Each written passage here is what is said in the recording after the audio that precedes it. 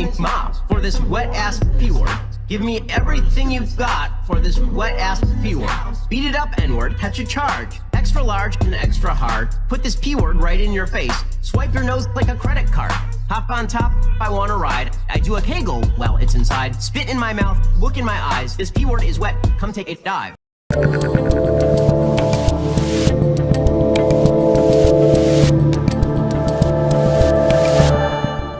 I don't know exactly what to say about that, other than there's a reason that we are starting with that slightly edited clip of Ben Shapiro singing WAP, which I'm not going to tell you what it is, W-A-P. You can Google it if you want to find out. But there is a reason we are showing you that at the beginning of the Rubin Report. I'm Dave Rubin. It's November 20th, 2023. We're live streaming on Rumble, YouTube, and Locals. Post-game show, as always, rubinreport.locals.com. And if you want to join us later today at 1 o'clock Eastern for people of the internet with your calls, you can go ahead and do that on your computer machine as well. So you're going, okay, Dave, why would you start with that thing? It's Monday. It's right before Thanksgiving. Families are together right now watching the program. What are you doing? What are you doing? Well, Cardi B, who is the singer, do you call it? She's a rapper, I guess, not a singer. There's a fundamental difference, I suppose, between a rapper and a singer. She's a rapper who sang that WAP song. She's also had it with Joe Biden, and she is now part of what I would say is a growing list of celebrities that have kind of got over old Joe.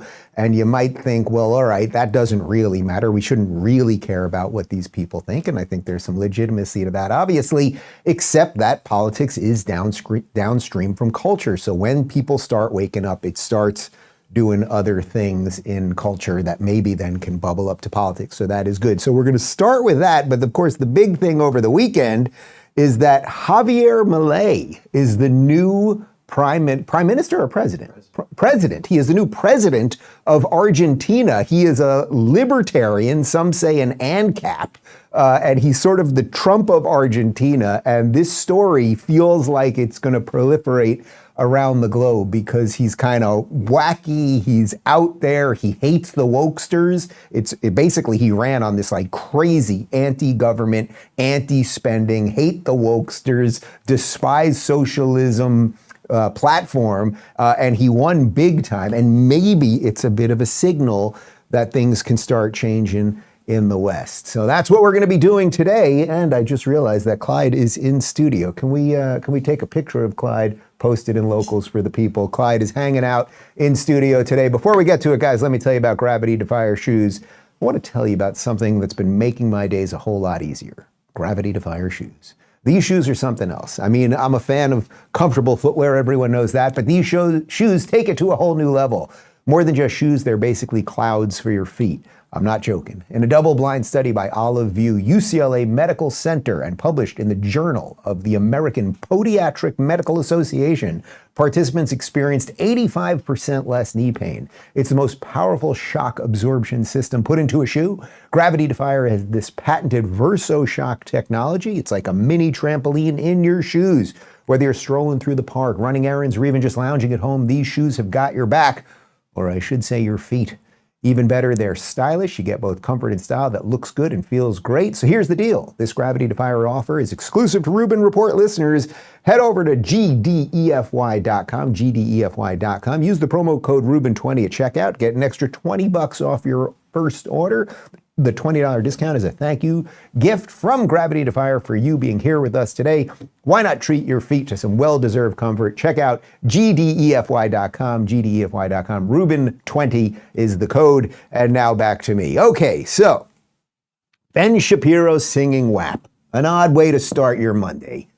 But the reason we did it was because Cardi B, now I'm more of a Tina Turner guy myself, but Cardi B apparently is popular with the young people. She did a little video. She's had it with Joe Biden and the Democrats, and she's kind of making some sense. They trying to spread this video, and if something happens to me, it's because I'm speaking truth. And here's the truth, right? In New York, there is a $120 million budget cut. There's a $120 million budget cut in New York that is going to affect schools, public libraries, and the police department. Y'all know I don't give a about the cops, but like it is what it is. There's going to be an $120 million budget cut with schools, with the libraries and the cops and the police department, and a $5 million budget cut in sanitation. Of a budget cut in sanitation. Bitch, we're gonna be drowning with rats. I'm not this year. Don't ask me. I don't give a the resume that they send. I don't give a I'm not endorsing no presidents no more. Cause how is there a $100 million budget cut in New York City for schools, library, police safety, and sanitation? Yeah, Joe Biden's talking about like, yeah, we could fund 2 wars. We could fund 2 wars. My talking about we don't got it, but we got it. Like, we're the greatest nation. No, we're not. We're going through some right now. Like, say it. We're really going through. We really are right now. I'm lucky. I'm blessed. I'm whatever the. But like, what's gonna happen to my nieces? What's gonna happen to my nephews? What's gonna happen to my cousins, my aunts, my friends? I say the word, but we're going through a recession right now. We really are. Major Eric said it. There is a budget cut going on in New York, and little by little, it's gonna go in your states. All right. First off, again, Connor, last week he almost broke his finger, the bleep finger. I think pretty much we took it out today. You're going to need a couple days off for Thanksgiving to get that finger in order. That's number one. Number two, what kind of hat is that she's wearing there? What is that hat? I'd like to wear a hat like that. What do you call that? That was just a shower cap? Is that just a shower cap? I'd like to get one of those. But to the substance of what she was talking about, and I think she's a little confused about some things in that Joe Biden is not really in charge as the president of the United States with the New York City sanitation budget and things of that nature. Her overriding point that they have these types of people, right? Leftists and Democrats and celebrities and Hollywood and musicians, they've all supported the Democrats, and they are suddenly starting to realize that the Democrats, whether they're the president of the United States or they're the mayor of New York City, Eric Adams, or the governor of New York State, Kathy Hochul, that they ruin everything, right? They need budget cuts because they created sanctuary states and sanctuary cities, and they let all these people come and they give them all these services, and they are literally kicking homeless people out of homeless shelters to put illegal immigrants into, and all of these things. So whether she's a little muddled in sort of technically how some of this works, maybe the shower cap was on too tight, she's making actually a good point. And basically, I'm not going to endorse anybody.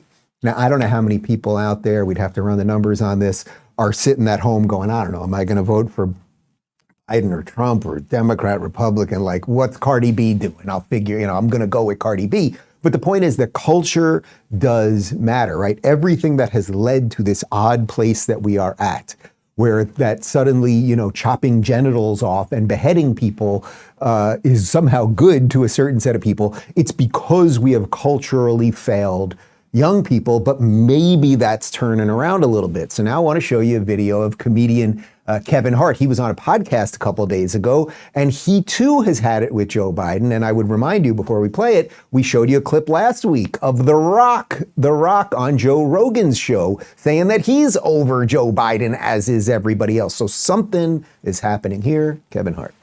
I was watching Biden, and there's a clip of Biden, what Biden says, and this is, I probably watched this clip.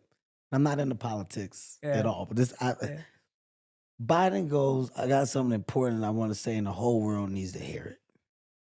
I need everybody to listen right now. And he takes a beat. He goes, forget it. The President of the United States. So people are realizing it, right? For years, literally before Joe Biden was president, and I'm not the only one, was talking about there's something cognitively not right with this guy. We all know it, the wandering, the confusion, the starting of sentences that either don't end where they're supposed to go or just meander off completely, like him wandering through the White House lawn, et cetera, et cetera.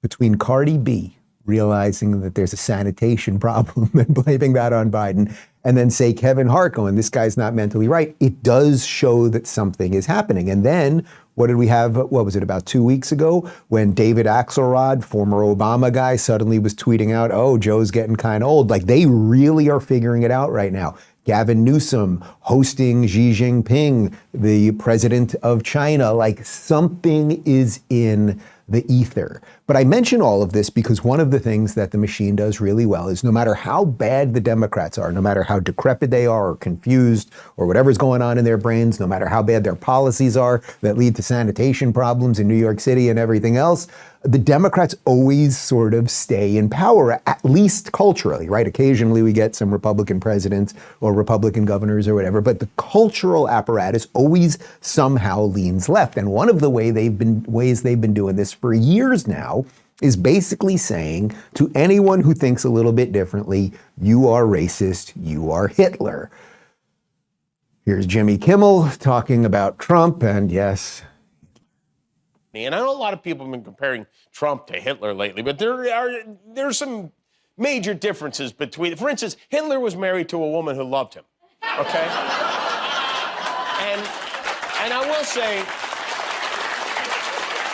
I get why people believe Trump is intentionally using words the Nazi used. I just don't agree that he is. In order to know what words the Nazis used, you'd have to read, okay? You'd have to have some basic knowledge of history. Trump thinks Frederick Douglass is alive and doing an amazing job.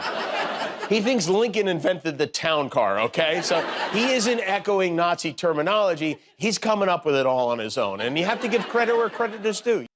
Do you know that they actually electrocute those people so that they know when to laugh? Like, they're all just sitting there like, that's when you're supposed to laugh. That's when you're supposed to laugh. It's just so terrible. Again, people are tuning these things out in droves, but we cannot understate the damage they have done when still, even right now, as we have people, hordes of people all over the globe calling for genocide, that the person that the number one person that they called Hitler over the last couple of years was Donald Trump, who actually led to peace deals in the Middle East and everything else. But I want to connect this to another thing, because one of the things that's really interesting since October 7th is that BLM, Black Lives Matter, the organization Black Lives Matter, which for 2 years wreaked chaos on our streets, right? And demolished buildings in the name of diversity and peace and burned down Pep Boys, and they ransacked Target, and you could take anything you want out of Best Buy and all of those things. BLM, which all of its leaders got super rich and had giant corporate power. They never sent a black kid to college, never helped a black person own a small business or anything else. One of the things that's interesting over the last couple of weeks is how just overnight it just flipped into a pro-Hamas organization. And the apparatus, the community organizing, let's not forget, Barack Obama was a community organizer before he was senator and before he was president. The way that they have gotten these young people to just show up in droves, put on the keffiyeh, hold these flags, chant things that they have no idea what they mean, it's because of the cultural rot that has occurred in this country.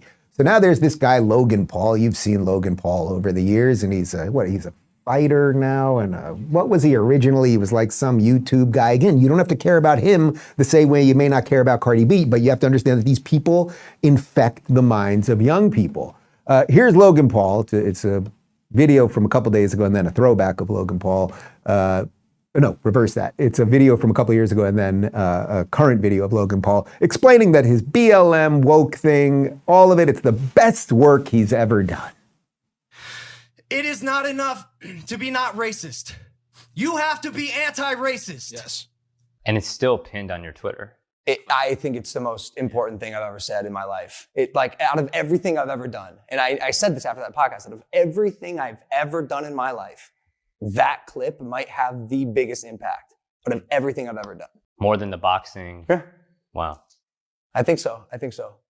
I am not familiar with all the incredible work of Logan Paul, as you can tell, but a lot of people are, whether it's his YouTube videos or boxing or whatever else, and he is screaming that the most important thing you can be is anti-racist. Now, I suspect he's not giving all of his money to black people, which would help his anti-racist cause, but you know how this thing works. But again, you don't have to care about him, you don't have to care about Cardi B or any of these things, but you have to understand, you don't have to care about Jimmy Kimmel, but you have to understand it starts affecting the brains of the people who are consuming this and who are algorithmically, let's say, pushed into believing this nonsense. So now, speaking of nonsense, there's a segue. On the televised mental institution known as MSNBC over the weekend, a woman by the name of Mara Gay, and we've discussed Mara Gay a couple times on this program. She's no fan of mine. We'll get to that in just a second.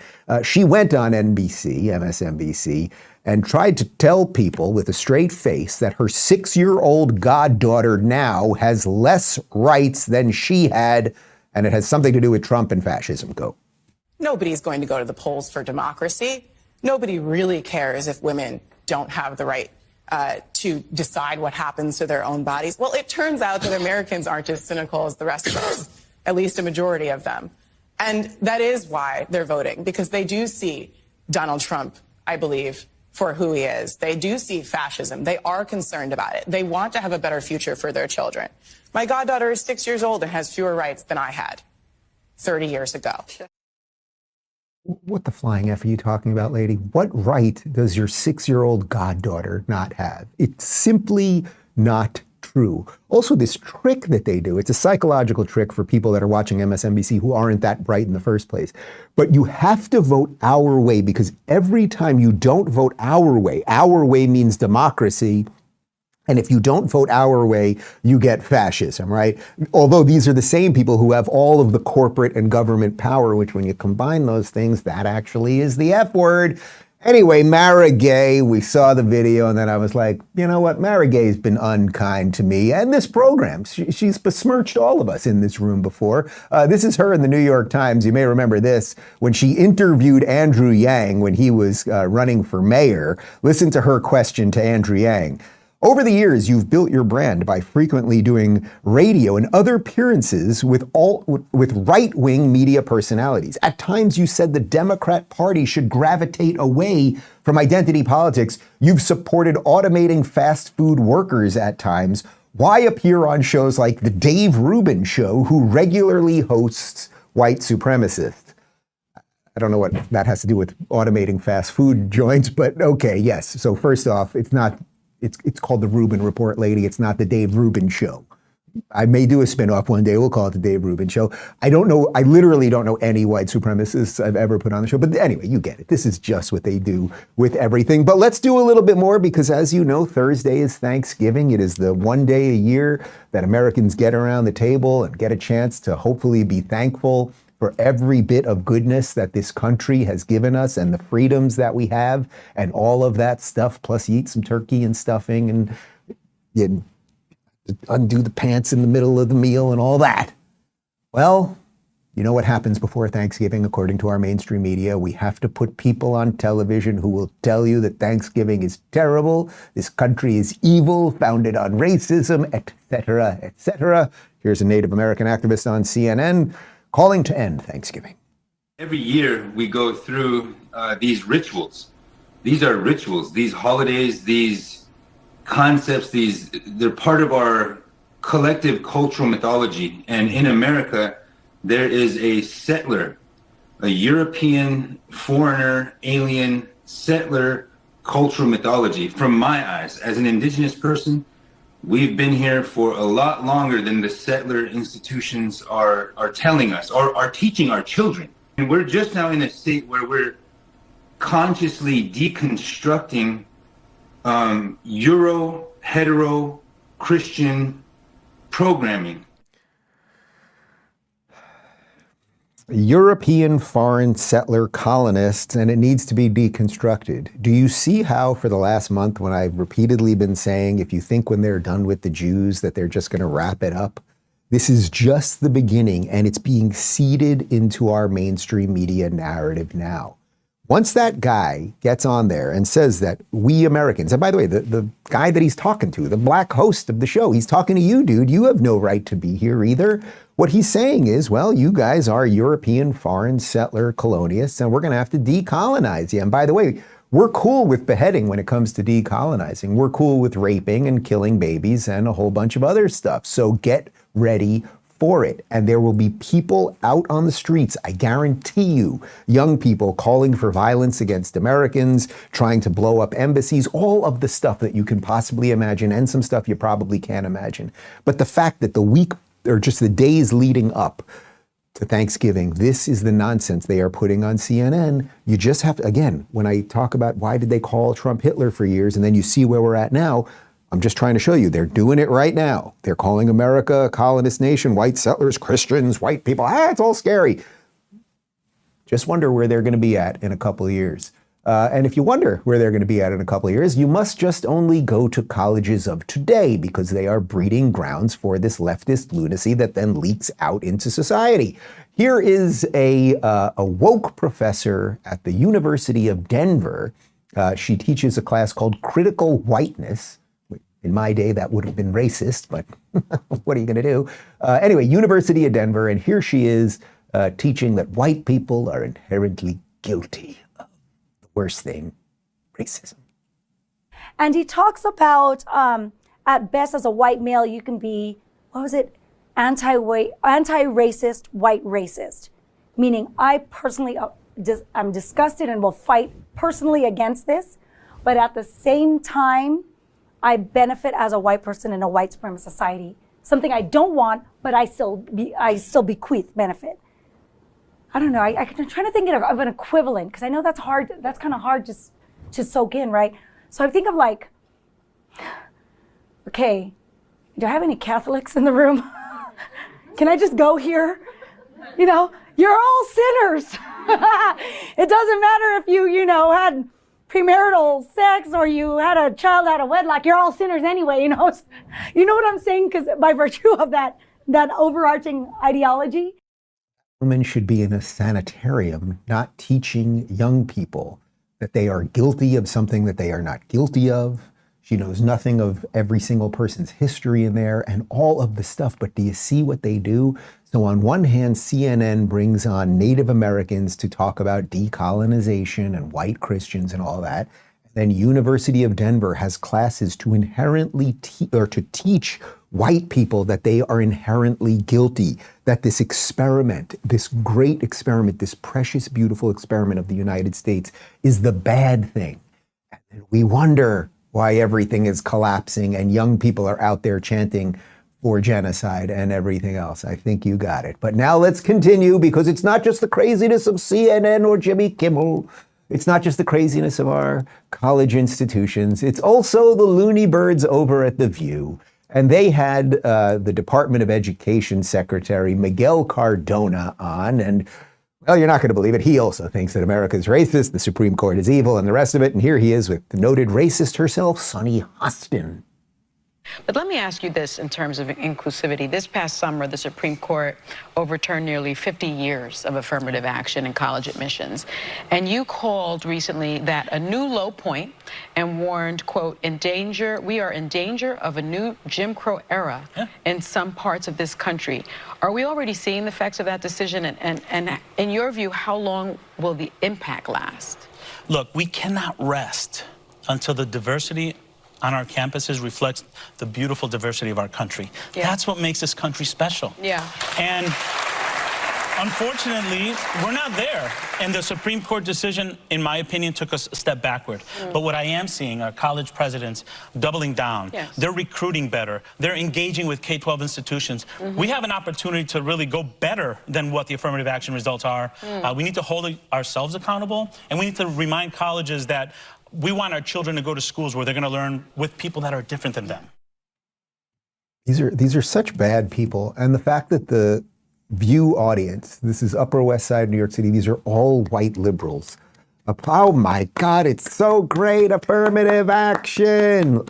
You idiots, do you realize it's your children that will not get into schools? Your children who you put all the money to put them in private schools, and you did everything right with family and all that other stuff. Well, sorry, they're white, so they're just not going to get into schools anymore. The reversal, of course, and they're talking about the Supreme Court reversal of affirmative action related to college admissions, which happened a few months ago, of course was right. We are supposed to be a colorblind society. Why is it? Forget the Jews, right? It used to be Harvard and the Ivy League schools were always discriminating against the Jews because Jews cared about education and family and hard work. So there were too many Jews at Cornell, too many Jews at Harvard. This is a fact. So they used to discriminate against Jews. But it has moved on from it. The colleges are obviously done with the Jews. Now they openly discriminate against Asian kids because Asian kids, and it doesn't matter whether they're Japanese, Chinese, Korean, whatever, generally speaking, their culture leads them to working hard. Tiger mom, right? You might say that's a little bit overboard and maybe they should be playing sports more instead of studying 8 hours a day. But the overall feeling of the culture is one of hard work and dedication and meritocracy and all of those things. And what he wants and what racist Sonny Hostin want is people to get in based on the color of their skin. And of course, what that does over time is degrades the entire system. So if you have a young kid who gets into, let's say, a high school, like a private high school, not because he deserves to be there because of the work that he's put in and everything else, but because of his skin color. Now he gets into a college because of his skin color. Now he gets into grad school because of his skin color. Then he gets the job because of skin color, et cetera, et cetera. Eventually, our doctors will not know how to perform heart surgery. Our pilots will not know how to fly. And you will be an idiot if you don't want a white doctor. You will want a white doctor because the doctors that are white will have had to work the hardest and been the most qualified to get the freaking job in the first place. I'm getting canceled for that one. Dave Rubin only wants white doctors. Anywho, let's continue with The View because Anna Navarro, who of course lives in Florida, enjoys all the freedoms of Florida, then flies up to New York to complain about Florida all the time. Here she is completely lying about the Florida education system, which is really probably the best in the entire country. We've removed wokeism. We have removed all of the racial stuff. Our schools are doing incredibly well, and we have no state income tax. We've still been able to fund our schools despite no state income tax. And here she is. Just everything this woman says is a lie. Enjoy. I think Joe Biden recruited very damn well when it comes to the Secretary of Education. You make me so incredibly proud, and the way you represent just fills my heart every time you're here and every time I see you. But we could spend an entire show on what's happening on my home state of Florida. Florida schools are a mess. They're teaching kids that some black people personally benefited from slavery. And there's so many books that have been banned that pop singer Pink is actually giving them out in her Florida concerts. So the culture wars being waged in our classrooms, you've said very bluntly, there is a team that is fighting for kids and a team that is fighting against kids. What do you mean by that? Look at what we're trying to do. We're trying to open doors for all kids. You talked earlier about like the GI Bill. Public service loan forgiveness is that for public servants to get them into professions, nurses. Like, we're trying. And then we have a team that's trying to cut funding. We have a team that's trying to give local control. That's what as a teacher, I didn't want the federal government telling me what to teach or the state government.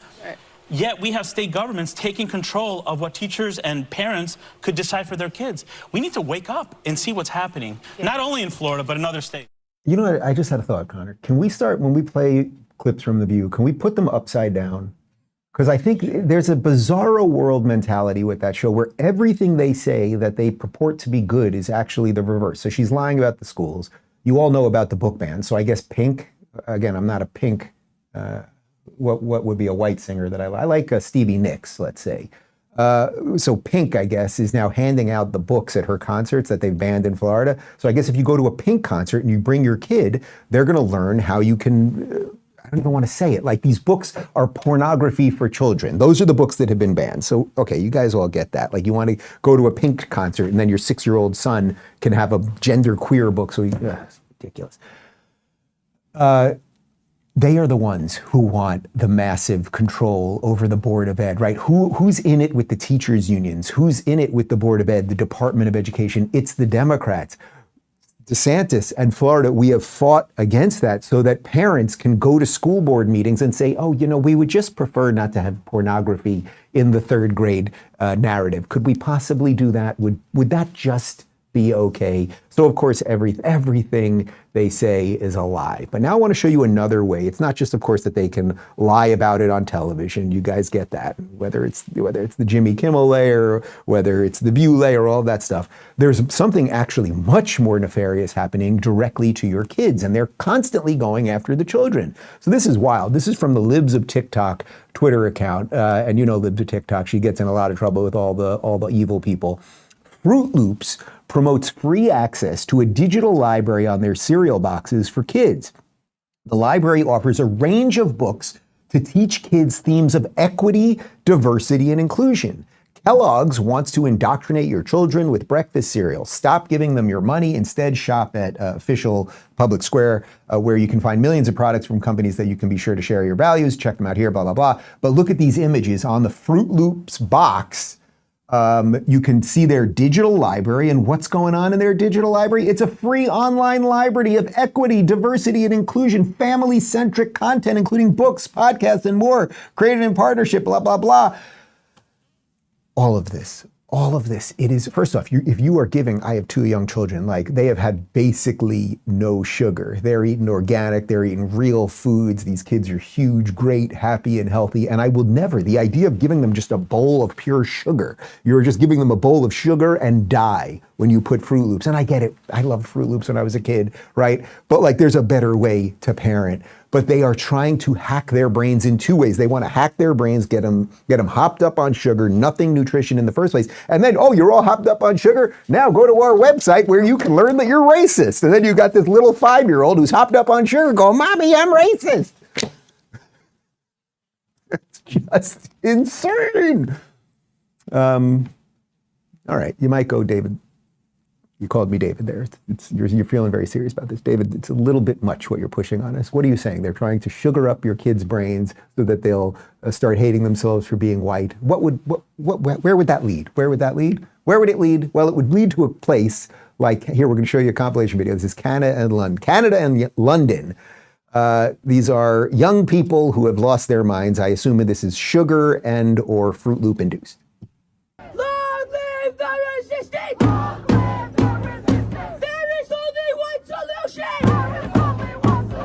Intifada revolution! Long live the Intifada! Intifada! It's not about your youth, it's your ancestors. It's directly linked to you. The reason why you're fighting today is because of what my people did. The reason why you're here today is because of what your people did to my people. You don't do anything for this country. You're a disgrace. You're a disgrace. The reason why you're in the streets, these streets will be by my... You see what we did there? Like, you hop these people up on sugar. You hand them diversity documents, and then you have this, what was that, a 10, 12-year-old kid screaming about intifada in Canada was the first one, and then the other guy was London. But again, all of these things, it's just a series of things to break the brains of everyone. I saw this one this morning on CNN here. This is just, look at this freaking thing. This rabbi says the fundamental threat in Israel is not Hamas, and we are to believe that this rabbi, Jessica Rosenberg, okay, Jessica, with her goatee, that is a dude dressed as a woman pretending to be a rabbi. As Carol Markowitz, my friend who's been on the show many times from the New York Post, pointed out, there's something interesting happening here. Like, they have to go to these crazy people to make it seem like those are the Jews, right? Like, here's this dude with a goatee pretending to be a rabbi, and he's into Hamas, because you know he would be treated really well if he went to Gaza. That the point is that sane people have unified. We're more quiet. Our protests aren't as violent. We're not always screaming to kill everybody and everything else. You get the point. You get the point. These people are insane, and we must keep calling out their insanity. So what do you do? What do you do? Well, you have to call out the insanity, and then you have to defend the people who are unjustly being called bigots, racists, Nazis, anti-Semitic, et cetera, et cetera. So something really interesting happened over the last couple of days. There was a tweet from an account. This is just a completely, as far as I know, a totally random Twitter account, but it ended up getting Elon Musk into a bunch of hot water. So I want to show you this. This guy, it's just Breaking Bat, whatever that is, wrote, Jewish communities have been pushing the exact kind of dialectical hatred against whites that they claim to want people to stop using against them. I'm deeply disinterested in giving the tiniest shit now about Western Jewish populations coming to the disturbing realization that those hordes of minorities that support flooding their country don't exactly like them too much. You want the truth said to your face, there it is. Now, I will unpack that tweet in just a moment. What the reason that that tweet specifically went viral is because Elon Musk responded to that and said, you have said the actual truth.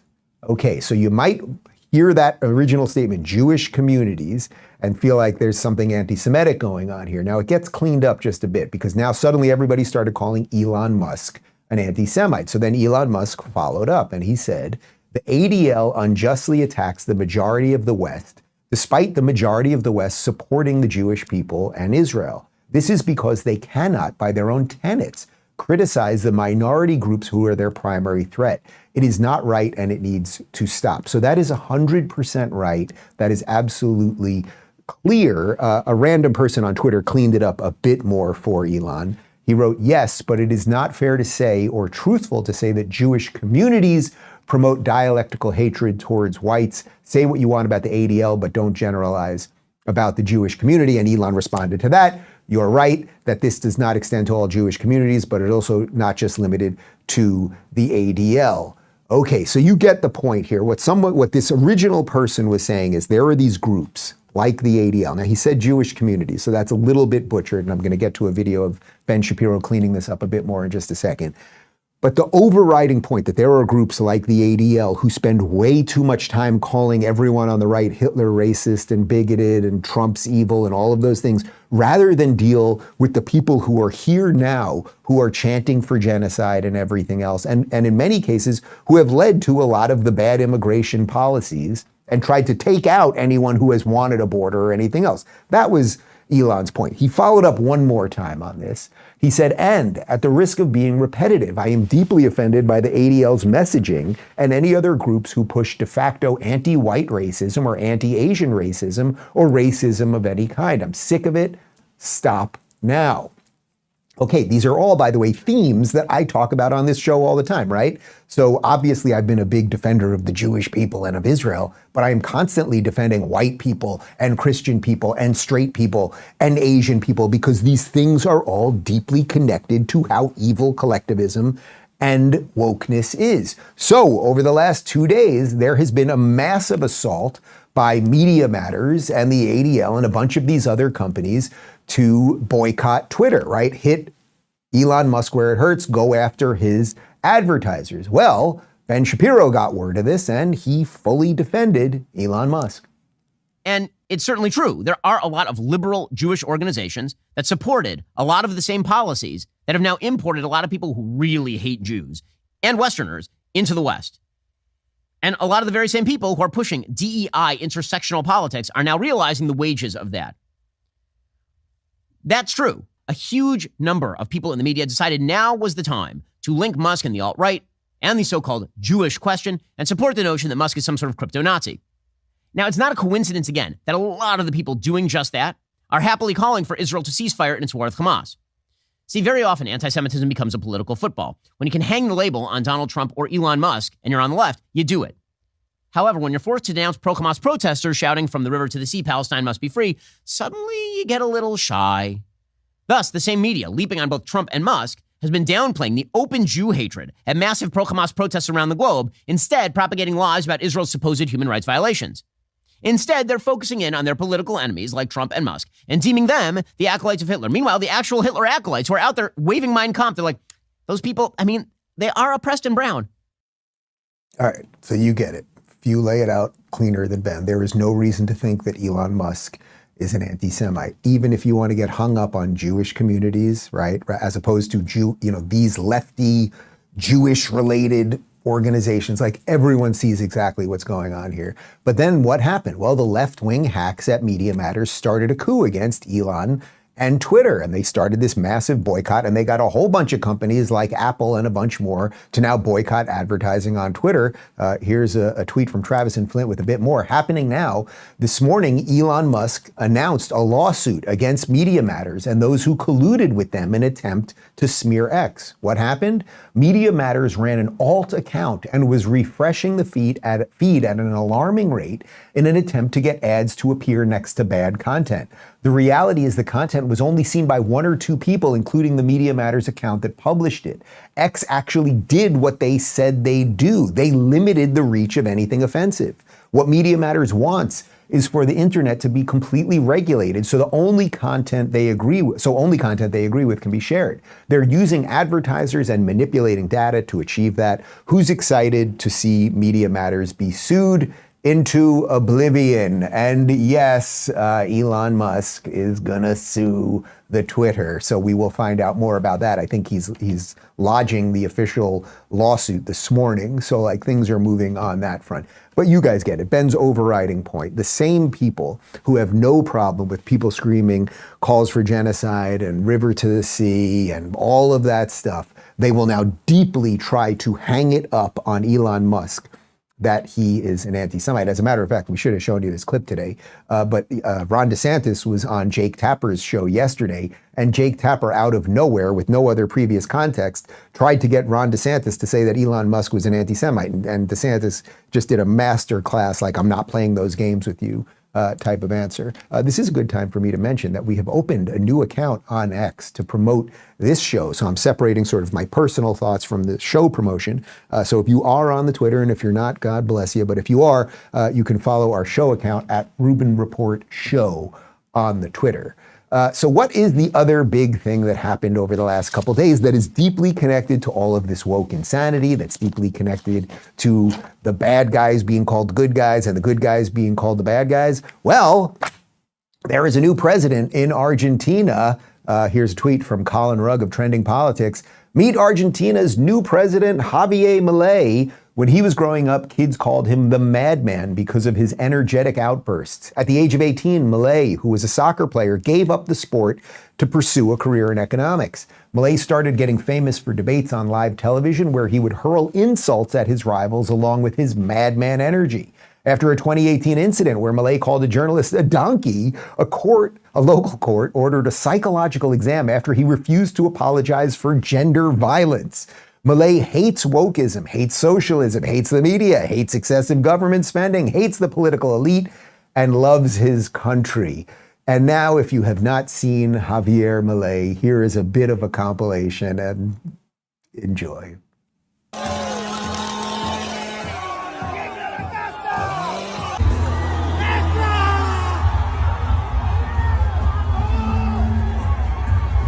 Turismo y deporte, afuera. Ministerio de Cultura, afuera.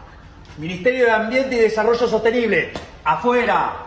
Ministerio de las Mujeres y Género y Diversidad. ¿En qué locura estamos viviendo? La locura de la corrección política estúpida, donde básicamente, no, si ustedes no recitan el socialismo cool, si ustedes no son woke, entonces son violentos, son un peligro para la democracia. Vamos, muchachos. Seguro. Sigamos con estas estupideces y en lugar de ser 140, vamos a hacer la Villa Miseria más grande del mundo. I'll have what he's having. Yeah, you can see why something exciting is going to be happening down in Argentina. And now the question is, will he be able to do those things? Will he be able to cut those agencies? What will the globalists and the World Economic Forum and everything else, every other like globalist apparatus do to take out Argentina, right? Because he's the Trump of Argentina, clearly. What is with these, Boris Johnson has it too, these people, like if you have crazy hair, you basically get good politics. That has somehow become a thing. Anyway, he is pissing off all of the right people because he is, they're trying to frame him as like he's far right, the implication being he's somehow racist, even though there's no notion that he's racist. He just wants enough of the government spending. He hates the wokesters and the socialists, but he is pissing off all of the right people. This is 3 days ago, so it's 2 days before he got elected. Look what he had the balls to do in Argentina. Do we have it? I think we have it. Nope. Let's go back. There he is, waving the Israeli flag and he just won by a landslide. So yeah, he is going to piss off all the right people. Just a little more context on his election, actually, from The Guardian. With more than 99% of the votes counted, the Mick Jagger impersonating TV celebrity turned politician, who's often compared to Donald Trump, has secured 56% of the vote, compared with 44% for his rival, the center-left finance minister, Sergio Massa. And check out some of the celebrations in Argentina. People are happy. You know, they have had a massive economic meltdown in their country for the last at least 2 decades, and maybe, you know, virtually everyone there works for the government. It got too big, it wrecked everything. Does that sound familiar? But maybe things are about to turn around. Vamos! The man, the myth, the legend. Have we got a Bitcoin president with a beautiful orange Bitcoin sunset? All right, so maybe some good things are happening. It's not often on this show that we talk about Argentina, but you never know where like the comeback is going to start from, and there is a beautiful, beautiful moment. I'm going to show you one more of Javier Milei in just a second, but before we do that, everything that I have talked about today is the stuff that you know, right? Wokeism, socialism, the gender stuff, all slides into it today. All of it has wrecked and ransacked so much of what is good about the West, right? We have people teaching our kids not only that their genitals don't match their gender, but the very country they live in is evil. We have watched so many things just absolutely collapse, and we need only look at a mirror. It's on all of us for what has happened here, but we haven't completely given it up yet. So now I would like to show you a warning. This is from George Orwell, of course, the author of 1984, with his, well, they say this is sort of his final warning to the world. And tell me, does this seem chilling, yay or nay? But he left one final warning. You once claimed that you have an ability to face unpleasant facts. Is that what you've demonstrated in 1984 by drawing an accurate portrait of the future? Something like 1984 could actually happen. This is the direction the world is going in at the present time. In our world, there will be no emotions except fear, rage, triumph, and self-abasement. The sex instinct will be eradicated. We shall abolish the orgasm. There will be no loyalty except loyalty to the party. But always, there will be the intoxication of power. Always, at every moment, there will be the thrill of victory, the sensation of trampling on an enemy who is helpless. If you want a picture of the future, imagine a boot stamping on a human face forever. The moral to be drawn from this dangerous nightmare situation is a simple one. Don't let it happen. It depends on you. The way he looked into the camera there, you know, like when I talk to you guys and I'm like, it's up to you. It's the same thing. No one will come and save you. We're going to occasionally get some politicians that'll do some good, right?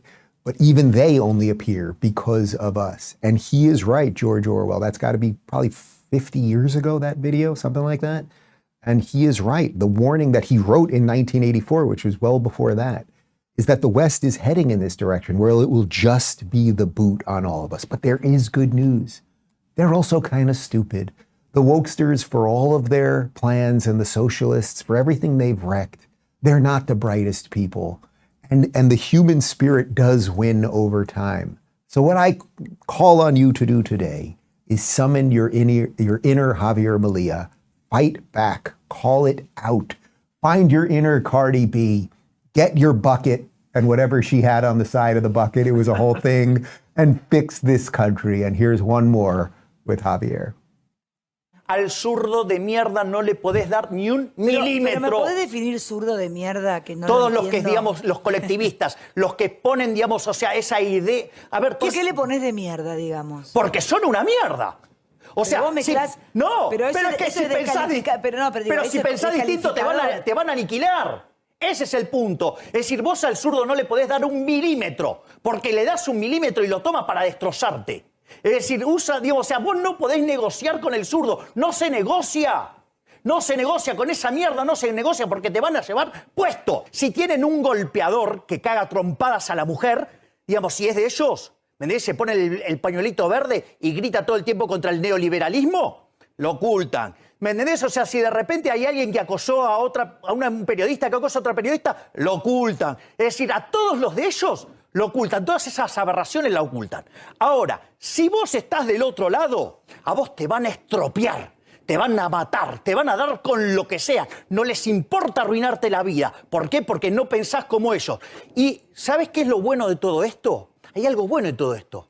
Porque como el error es humano, como todos nos podemos equivocar, ¿sabes qué nos obligan? Nos obligan a ser mejores. Y como estamos siendo tan mejores que ellos, como los estamos aplastando en la batalla cultural, los estamos pasando de arriba, porque no solo le ganamos en lo productivo, somos superiores moralmente, somos superiores estéticamente, somos mejores en todo. Y les duele, les duele. Entonces, como no pueden pelear con las herramientas legítimas, se apalancan en el aparato represivo del Estado, poniendo torres de guita para hacernos mierda.